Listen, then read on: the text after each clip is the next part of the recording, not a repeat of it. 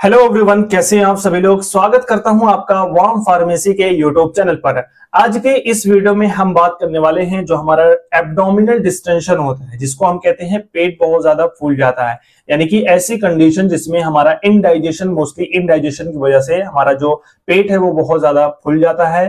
तो ऐसे कंडीशन को हम क्या कहते हैं? एब्डोमिनल डिस्टेंशन कहते हैं। साथ ही साथ इसको डिस्पेप्सिया या फिर इनडाइजेशन भी कहते हैं। तो इसके बारे में पूरी फुल डिटेल डिस्कशन आपके साथ करने वाला हूं, यानी कि क्या होता है ये और इसका जो सिम्टम्स देखने को मिलता है क्या, और इसका कारण क्या है, कॉजेज क्या है, और साथ ही साथ इसका ट्रीटमेंट क्या होने वाला है। अगर आप एक मेडिकल स्टूडेंट हैं या फिर फार्मेसी या फिर नर्सिंग में आप एक स्टूडेंट हैं, तो ये वीडियो आपके लिए बहुत ज्यादा इंपॉर्टेंट है। और ये वीडियो सिर्फ और सिर्फ स्टूडेंट के लिए है, ना कि आम लोगों के लिए है। जो भी इसमें मेडिसिन वगैरह बताई गई है वो सिर्फ और सिर्फ प्रिस्क्रिप्शन के बेस पर ही आप लोग ले सकते हैं। तो चलिए आज की इस वीडियो को स्टार्ट करते हैं और जो भी इंफॉर्मेशन है, जो भी डिस्कशन है वो आपके साथ करते हैं।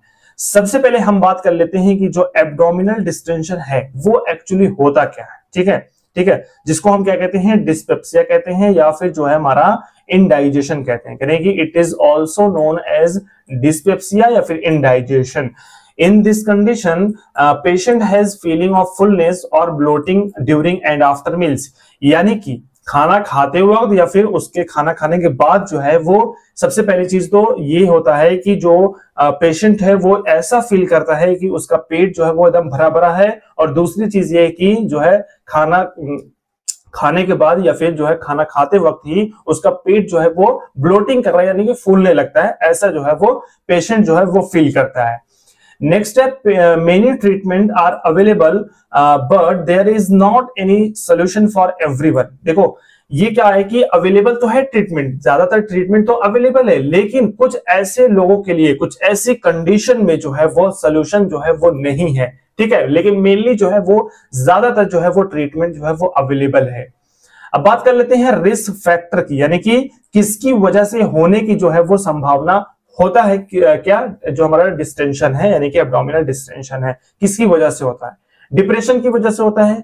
ठीक है, जो हमारा डिप्रेशन में अगर पहुंच जाते हैं तो ऐसे केस में भी हमें जो हो सकता है डिस्टेंशन। हिस्ट्री ऑफ अब्यूज, या फिर जो व्यवहार रहा हो आपका उसकी हिस्ट्री के हिसाब से भी हो सकता है। जो एच पाइलोरी इन्फेक्शन है कि जो हेलिकोबैक्टर पाइलोरी इन्फेक्शन होता है उसके वजह से भी आपको देखने को मिल सकता है। एनएसआईडी मेडिसिन का इस्तेमाल करते हैं तो उसके साइड इफेक्ट्स भी हो सकते हैं। स्मोकिंग या फिर अल्कोहल अगर कंज्यूम कर रहे हैं तो ये सारे जो है वो रिस्क फैक्टर होते हैं आपके एब्डोमिनल डिस्टेंशन के।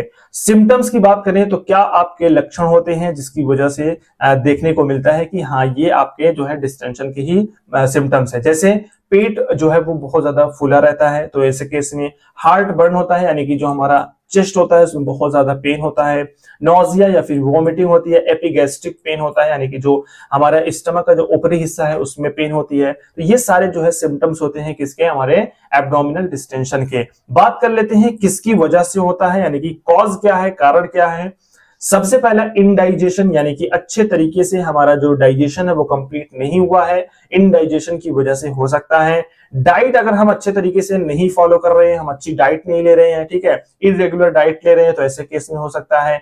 स्टमक अल्सर, या फिर अगर स्टमक में अल्सर हो गया है तो ऐसे कंडीशन में भी ये हमें डिस्टेंशन देखने को मिलता है। स्टोमेटाइटिस जो है, ठीक है, गैल स्टोन, यानी जो गाल ब्लैडर होता है उसमें जो है वो स्टोन अगर है तो उसके कारण भी हो सकता है। सब मेडिसिन, कुछ मेडिसिन की वजह से भी जो है वो क्या होता है? एब्डोमिनल डिस्टेंशन होता है।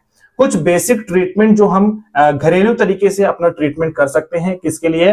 एब्डोमिनल डिस्टेंशन के लिए। जैसे लिमोनेड बेनिफिशियल इन ब्लोटिंग, यानी कि जब पेट फूला रहता है तो उस केस में जो नींबू पानी होता है उसका इस्तेमाल कर सकते हैं। Less intake of fibre beneficial in bloating, अगर हम ऐसे केस में जो है कम फाइबर इनटेक कर रहे हैं तो ये हमारे लिए फायदेमंद होगा। More water intake beneficial for bloating, अगर हम ऐसे केस में बहुत ज्यादा पानी पी रहे हैं तो हमारे लिए फायदेमंद रहेगा। Cumin salt beneficial for bloating, जो जीरा नमक होता है उसको इनटेक करने के लिए भी बहुत ज्यादा बेनिफिशियल होता है। बेकिंग सोडा भी बहुत ज्यादा फायदेमंद होता है, ठीक है, किसके लिए? डिस्टेंशन के लिए। और जो हमारा है एलोवेरा भी होता है वही सेम जो है बेनिफिशियल रहता है, कोकोनट वाटर भी होता है, और जो ग्रीन टी होती है, ये सारी चीजें जो है हमारे एब्डोमिनल डिस्टेंशन के लिए, जो पेट फूल जाता है, जो इनडाइजेशन की वजह से होता है, तो ऐसे केस में ये सारी चीजें जो है बहुत ज्यादा फायदेमंद होती हैं। और भी है जैसे ब्लैक पेपर, जो काली मिर्च होती है, या फिर जो एसोफिटिडा होता है यानी जो हींग जिसको कहते हैं, जैगरी जो होता है यानी कि गुड़ जो होता है, और जिंजर अदरक होता है, ये सारे जो है हमारे बेनिफिशियल होते हैं ब्लोटिंग के लिए, यानी कि जब पेट फूल जाता है। तो ये सारे घरेलू तरीके से आप जो है वो इस्तेमाल करके जो है ये सारे जो है वो ले सकते हैं, जिसकी वजह से आपको जो है आराम मिल सकता है बहुत ज्यादा। अब बात कर लेते हैं जो हमारा इनडाइजेशन ट्रीटमेंट पहले समझते हैं, और उस इनडाइजेशन ट्रीटमेंट को सही करने के लिए, ट्रीट करने के लिए हम कौन सा सिरप इस्तेमाल करते हैं उसके बारे में भी बात करेंगे। करेंगे इनडाइजेशन क्या है। Indigestion is a most important reason of abdominal bloating.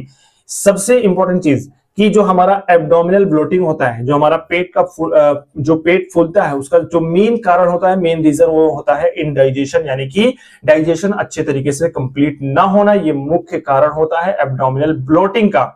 For indigestion treatment, तो हम अब क्या करेंगे, यानी कि for indigestion treatment use the digestive syrup. तो बेसिकली इनडाइजेशन के लिए हम डाइजेस्टिव सिरप का इस्तेमाल करेंगे, जो क्या करेगा, जो हमारे जो फूड होते हैं, जो हमारा जो भी होती है, जो भी मटेरियल्स होते हैं, उनको डाइजेस्ट करने के लिए, आगे के प्रोसेस में लाने के लिए जो है वो इस्तेमाल करेंगे। कि क्या इस्तेमाल करेंगे, डाइजेस्टिव सिरप का इस्तेमाल करेंगे। Digestive syrup contain many enzymes that help to digestion of lipid, carbohydrates and protein। यानी कि जो डाइजेस्टिव सिरप है उसके पास क्या रहता है, उसके पास एंजाइम रहता है, जो किसमें हेल्प करता है, लिपिड के डाइजेशन में, कार्बोहाइड्रेट के डाइजेशन में और प्रोटीन के डाइजेशन में। ये बहुत ज्यादा हेल्पफुल रहता है। कौन रहता है, जो डाइजेस्टिव सिरप रहता है। डाइजेस्टिव सिरप पे एंजाइम कंटेन रहता है। अब वो कौन से डाइजेस्टिव सिरप होते हैं उसके नाम भी देख लेते हैं, जो डाइजेशन के लिए हम इस्तेमाल करते हैं। जैसे एरिस्ट्रोजाइम हो गया, ये डाइजेस्टिव सिरप होता है। बेस्ट्रोजाइम होता है, यहाँ पर आप देख सकते हैं, जो कुछ इस तरीके से हमारा डाइजेस्टिव सिरप ये सारे होते हैं। रियाजाइम होता है, ठीक है, और एक्रोजाइम, ये चार जो है वो सिरप होते हैं हमारे डाइजेस्टिव सिरप। यानी कि these all syrup contain digestive enzyme that promoter digestion. यानी कि ये सिरप के पास जो है वो डाइजेस्टिव एंजाइम होता है, जो डाइजेशन को प्रमोट करता है, बढ़ावा देता है। डोज की बात करें तो 5 ml TDS, यानी कि दिन में 3 बार, वो भी 20 डेज के लिए हम इसका इस्तेमाल करते हैं, जिसकी वजह से हमें रिलीफ मिलता है। यूज की बात करें तो इनडाइजेशन में इसका इस्तेमाल करते हैं, फ्लैटुलेंस का इस्तेमाल करते हैं, यानी कि पेट फूल जाता है तो उस केस में, और एपेटाइट यानी कि भूख बढ़ाने के लिए भी हम इन सभी सिरप्स का इस्तेमाल करते हैं। तो चलिए आज के लिए इतना ही। आज के इस वीडियो में हमने एब्डोमिनल डिस्टेंशन के बारे में पूरी फुल इंफॉर्मेशन आपके साथ डिस्कस की। आई होप कि आपको ये वीडियो अच्छा लगा हो। अगर अच्छा लगा हो तो लाइक, शेयर, सब्सक्राइब करना ना भूलें, और हमारे वार्म फार्मेसी चैनल से ऐसे ही जुड़े रहिए, नए नए टॉपिक पर वीडियोस को देखने के लिए, नए नए अपडेट्स को जानने के लिए। और हमारे warmpharmacy.in वेबसाइट पर विजिट कर सकते हैं मोर अपडेट्स के लिए। हमारे इंस्टाग्राम और फेसबुक पेज को भी फॉलो कर सकते हैं। तो चलिए आज के लिए इतना ही, मिलते हैं ऐसी कोई न्यू इंफॉर्मेटिव वीडियो के साथ। तब तक के लिए थैंक यू सो मच।